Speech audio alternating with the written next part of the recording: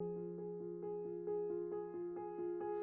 every individual that you meet, you will always have that one good. Maybe you meet a thief, you meet a robber, you meet any person who's doing something wrong, but you'll still have that one good thing in him. And as an individual, it's your thing that you should pick up that thing from him and try to imbibe it in yourself. The second thing is learn every day. The third thing is that patience is a virtue without which you can never be successful in this. Engineers, being engineers, are used to a lot of hard work. Their ability to be persistent and look at one problem in more than one way. So I remember in engineering, we were all given one particular problem to solve or one code to be written. And in a group of 7 people, you used to get 7 codes for the same kind of problem to be solved. So again, this ability to look at one problem in 7 different ways, this engineering helps you develop, which is one of the most sought after abilities that I think a lot of the other industries is looking at.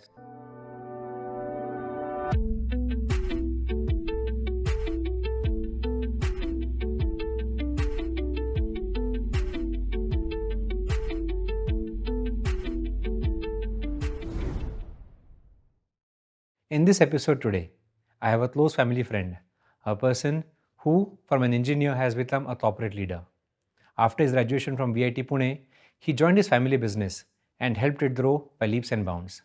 It's my privilege to have Rajesh Goyal, Joint Managing Director of the Kohinoor Group, with me today on this episode of The Learning Curve. Welcome to the show, Rajesh. Thank you, Bharat. It's a pleasure being here. Right after your graduation, you joined your family business. Would love to hear about your story from your early days up till now. When I finished my engineering, I like you rightly said, I immediately jumped into business.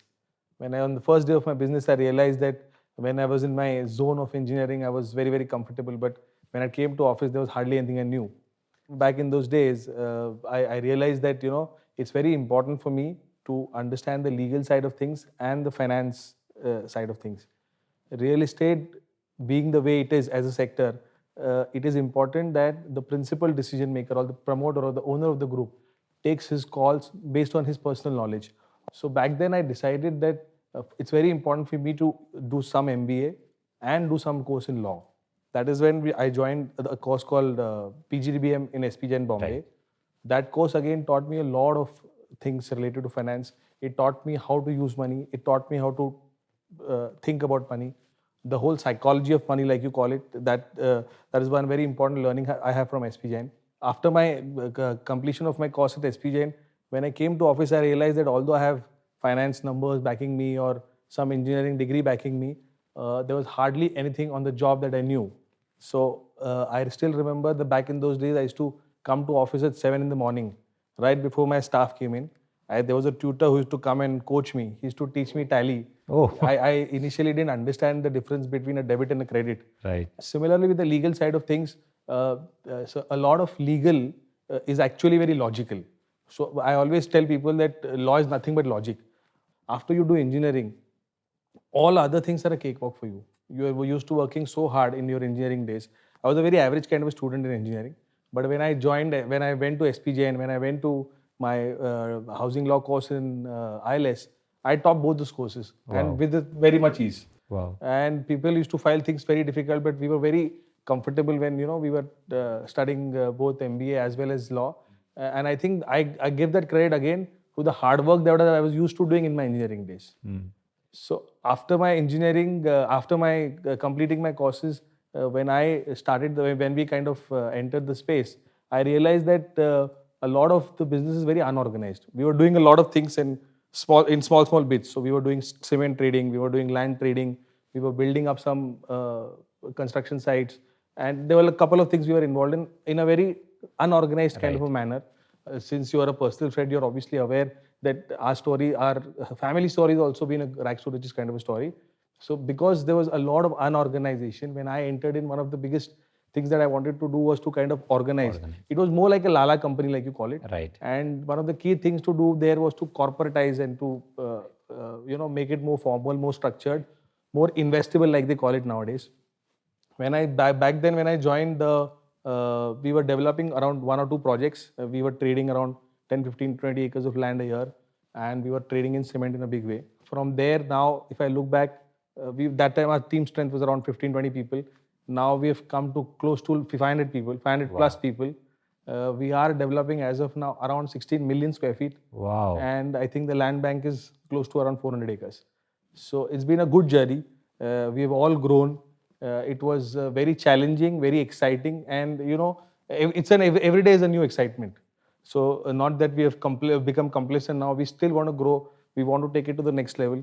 We have a personal aim that by 2025 we want to increase our employee strength to at least 1,000 and at least double the square footage that we are developing now.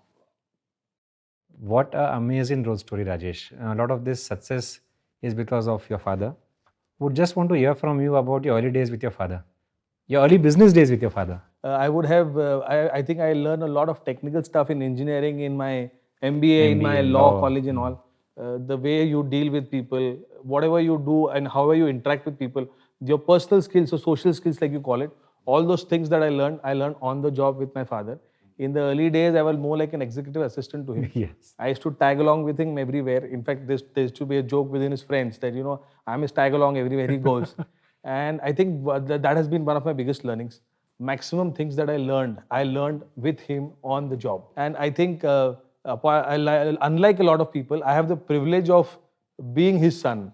He's a social figure. He's a big social figure. He is a mentor to a lot of other peoples also. Absolutely. And I was privileged that I could be his EA, like I call it. You joined a already successful family business, Rajesh. What were your challenges like when you joined it?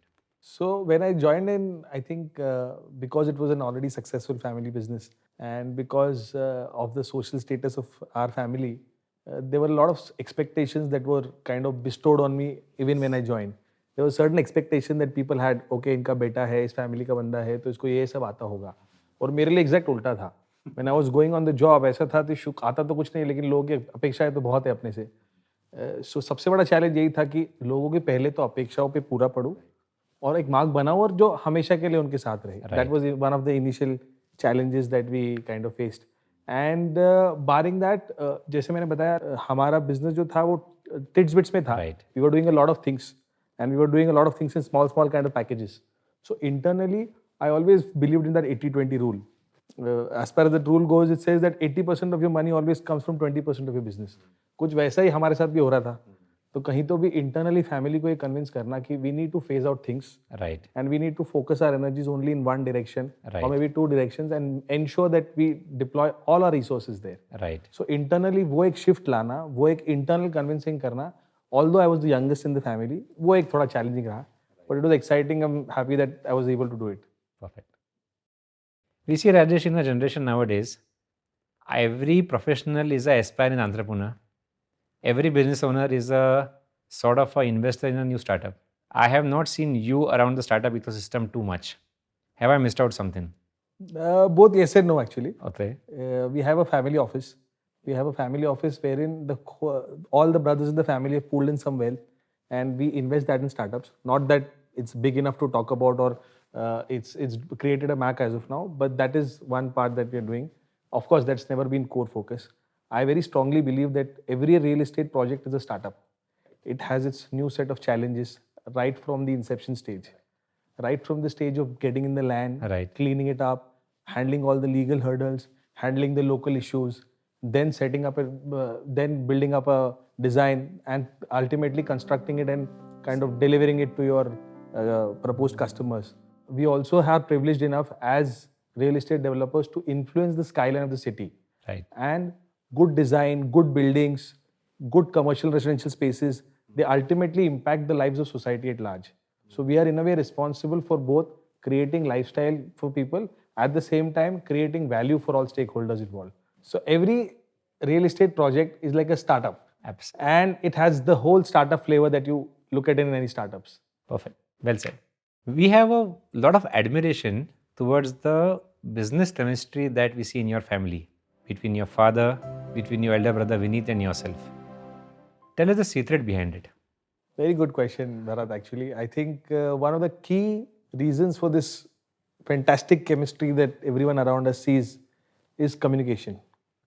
We are very, very communicative with each other. Every lunch or dinner is more like a board meeting, more like a dinner table board meeting. All discussions that we have during the day are all kind of discussed across whenever we meet for lunch or dinner.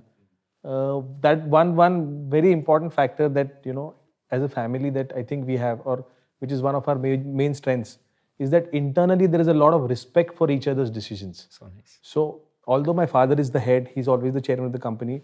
It's not that he will bulldoze his way in. I see a lot of business families, a lot of business people, especially of our generation, who are bulldozed by their elders' decisions. In our case, I think Vineet and me both have the privilege that dad will never push his way through. We internally have a agreement that when we sit down for any discussion, it's an open discussion. I'll either convince the others or I'll get convinced. We will never leave the table with some kind of a disagreement. Perfect. So I think that is something which is unique in a way to us. And the interests that Vineet and me have, or dad has, are very complementary. And the skill sets are also complementary. So I look at the land, legal, finance side of things in my company. Vineet will look at marketing and sales. So he keeps getting interested in that, and keeps getting better and better at it over patches of time. Right. Same is with me. Because I'm doing land, legal, finance, I've kind of become a master in that. So I think that way, since my interests are towards this and his interests are aligned Towards on other functions of the company, I think the company is prospering. So nice. This is such an important learning for so many business families of Pune. Construction is an extremely crowded space. What do you do to stay ahead of the curve? So a couple of things, Bharat. So any real estate project starts with land. Yes. Now, land has its set of problems given the space that we are in, or given the environment that we work around. There are a lot of unscrupulous kind of elements that get attached to any land transaction that you kind of want to do. To stay ahead of the curve, we make sure that whenever we buy land, we first try and buy it from the right people. Right. One. Second, whenever we approach any legal or title issues of the land, we get more than one opinion. We don't rely on our internal or our in-house opinion or a couple of opinions. We'll take more than one opinion so that we can be very, very sure of where we are putting our money. There are no blind spots. Yeah. And there are absolutely no blind spots. Apart from that, I think a lot of real estate guys get stuck because of debt issues. Right. I always tell people that when it comes to land, when it comes to real estate, you can decide the timing of your money to be put in a project, Right. but you actually cannot decide when it's going to come out. Right. And one of the primary reasons is that is that there are a lot of external factors influencing your growth and your success. So it is very important that you are very, very less leveraged. That is our core mantra. We are a zero debt company. When I say that, we are, even if we have some debt, it is more in the form of cash flow discounting. So we believe that to be successful in real estate, beyond a point, you cannot be over leveraged, especially when you're working in the land space. Absolutely. You can have your lease rent discountings, you can have your cash flow discounting, but you should be as debt averse as possible.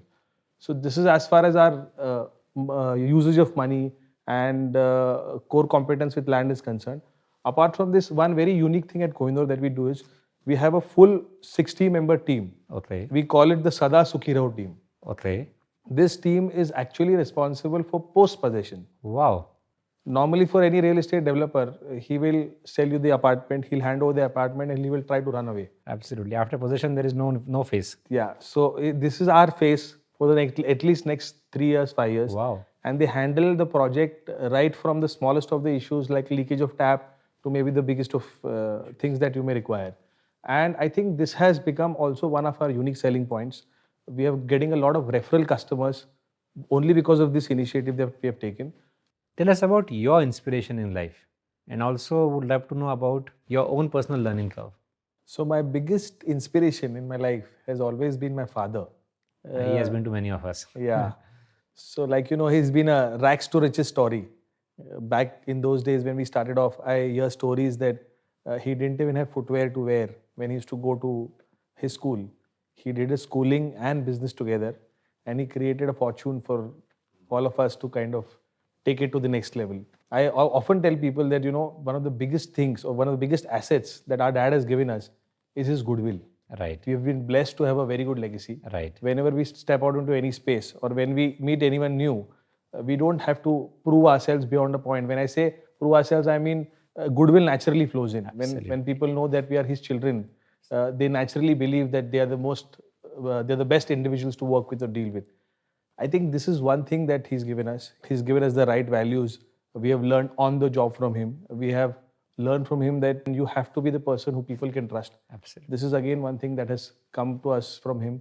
When I say learning curve, my father has always told us that in every individual that you meet, you will always have that one good. Maybe you meet a thief, you meet a robber, you meet any person who's doing something wrong, but you'll still have that one good thing in him. And as an individual, it's your thing that you should pick up that thing from him and try to imbibe it in yourself. The second thing is learn every day. Every day set has a new challenge, every day has a new learning. Right. The third thing is that be patient, be perseverant, but be patient. So, real estate as a space, again, patience is a virtue without which you can never be successful in this. Perfect. You are a computer engineer, now working in the real estate industry, and I see so many of our friends who, being engineers, have switched domains, switched streams of professional or business life. What do you think about it? So, I think two reasons. Engineers, being engineers, are used to a lot of hard work. Yes. And especially if you are an engineer who has passed out of VIT, you are used to slogging. So I think that is one virtue which is developed by all engineers. Their ability to work hard in any kind of circumstances, their ability to be persistent and look at one problem in more than one way. So I remember in engineering, we were all given one particular problem to solve or one code to be written. And in a group of 7 people, you used to get 7 codes for the same Right. kind of problem to be solved. So again, this ability to look at one problem in 7 different ways, this engineering helps you develop, Right. which is one of the most sought after abilities that I think a lot of the other industries is looking at. So well said. Perfect. Take us back to your VIT Pune days. What are your some memories of those times? One very funny kind of a memory that I have, Bharat, of my VIT days was that during monsoon, I used to stay in a place called Bopodi and Yes. VIT was almost 18 kilometers away. So during the monsoon, irrespective of whether it was raining or not, I used to go start my bike and I used to wear a raincoat from the time I started So from even my if home. it were sunny, you would be wearing a raincoat. Even if it was sunny, I was wearing my raincoat only for the simple reason that in the whole 16, 17 kilometers journey, at some point or the other, I would find rain. So this is one very strong memory that has always stayed with me. Among the professors, I remember Mr. Prabhu. Yes. He was the HOD back then. I don't know whether he's still there. We used to shiver at his sight. Yes. I still remember when if he used to come in the corridor, we used to change course. I recollect of one more professor. I think his name was Mr. Karthik. Yes. So Karthik sir was a staunch ISKCON follower. Yes. And in his learnings, in his teachings, he used to try and intersperse spirituality. Right. And I got to know of ISKCON or I got excited about ISKCON and looking at their learnings. One of the main reasons was Karthik sir. Right. So he inspired me to look at spirituality and he used to use that in a lot of his learnings. Right. And that is something which has stayed with me for long. So nice. Tell us about your family. So Bharat, my wife Kinjal, she's a PhD in psychology. She's a doctor. She is into mental health. She is into counseling.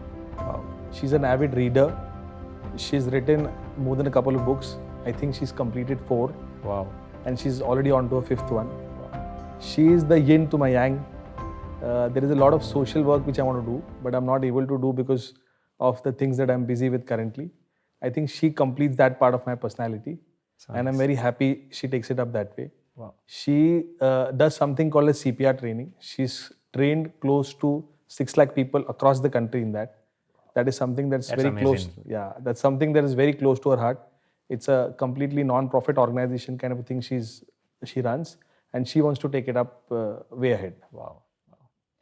Your daughters? So as you know, I'm a part of the 2-daughter club. I'm privileged to have 2 daughters. Yes. The elder one is Saisha and the younger one is Amaira. Both are studying in St. Mary's School as of now. Saisha has incidentally been just elected as the head girl for St. Mary's. Wow. And the younger daughter is actually very much interested in horses. Mm-hmm. She rides pretty well. She's trained in more than a couple of locations. Wow. And something about your immediate family? So in my immediate family, my elder brother, my bhabhi, my 2 nephews, as you know, we stay very close to each other. We just have one common compound and there are 2 units that we have. We make it a point that we regroup at least once a week. Wow. As a rule, as an unwritten rule, all Sunday breakfasts for all of us are usually together. And since last 20 odd years, we've had the same fixed menu for breakfast. So idli sambar is the dish and we all love idli sambar and it has to be made by my mom. And I think that is something we all look forward to. Also your extended family? My dad has 4 brothers, and our extended family is really huge. Within our generation, we are 9 brothers. So, dad and his brothers and my uncles, they had kind of decided, I think way back 20 years ago, that one festival will be celebrated at one brother's house. Okay. So, as a rule, from the last 20 years, Ganesha is celebrated at my house. At one of my other uncle's house, we celebrate Gudi Padwa. Right. So in that way, they have kind of made sure that every family members goes to the each uncle's house at least once a year. Wow. That is a system that they set almost 20 years ago, and we are all following it till date. So in the last reunion, how many of you all were together in one place? So I think when the dad started off all this, they were around 20-25 people, but now the family's become almost 60. Amazing. What are your other interests and hobbies? I love to travel. I would prefer to travel at least 6 times a year. Right. But I've been managing, I think, maximum 2 times a year. Apart from traveling, I like to dress well. Okay. I like the finer things in life. Right. So I like fine furniture. Right. I like well-designed homes. Right. I like beautiful sculptural pieces as a collection. Right. So that is something that I enjoy. And any cause that is close to your heart? As of now, honestly, Bharat, there is no specific cause that is close to my heart. But like I said, I want to give back to society. I'm doing that through my wife. Yes. She does a lot of social work, and I try and encourage her as much as I can to do it. And when she's doing, I feel that she's doing my part also. Of course. So, but definitely going forward, I really want to spend more time giving back to society. That is something that's really close to my heart. Well, thank you, Rajesh. Thank you so much for being on this episode. Your story is something that will give a lot of learning for engineers wanting to be in business life. It would be a lot of learning, some lessons for people in family businesses trying to do or manage their family business as well. Thank you so much for your time, and thank you so much for being here. It was my pleasure. Thank you, Bharat. Thanks a lot.